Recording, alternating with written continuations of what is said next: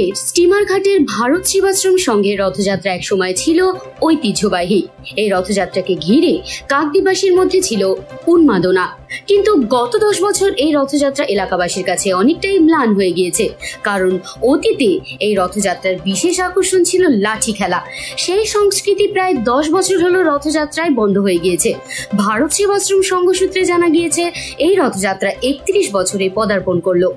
মহারাজ ঋষিকেশ মণ্ডল এই রথযাত্রা শুরু করেছিলেন।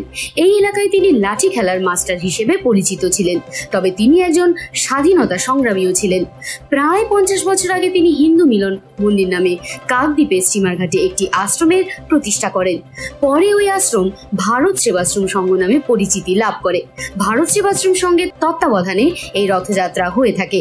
এই রথযাত্রার বিশেষ আকর্ষণ ছিল লাঠি খেলা।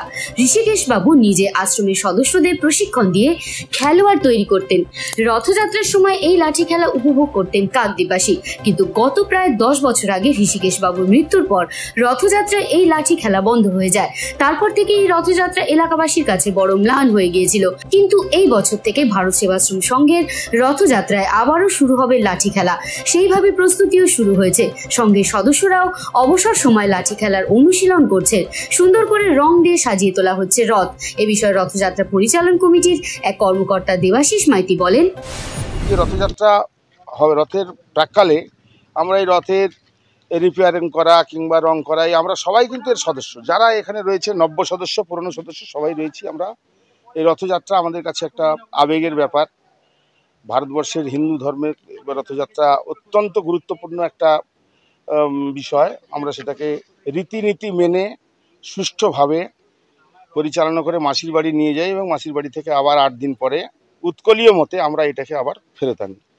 তো আমাদের একটা বিশেষ বৈশিষ্ট্য ছিল যে আমরা এই রথযাত্রা প্রতি বছরই, যখন আমাদের ঋষিকেশদা মহারাজ বলি তাকে, তিনি সংসারী ছিলেন বলে তিনি স্বামীজি হতে পারেননি, কিন্তু ভারত সেবাশ্রম সংঘের বিশিষ্ট ব্যক্তি ছিলেন উনি।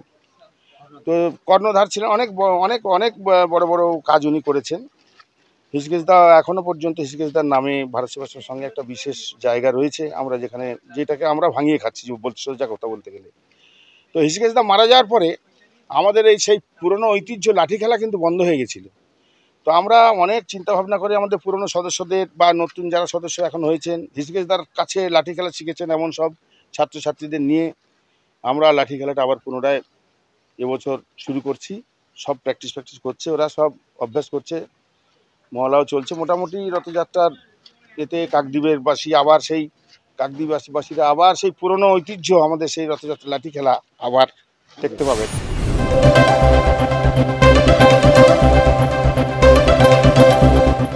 কাকদ্বীপ থেকে বিবি বাংলা নিউজ টিম।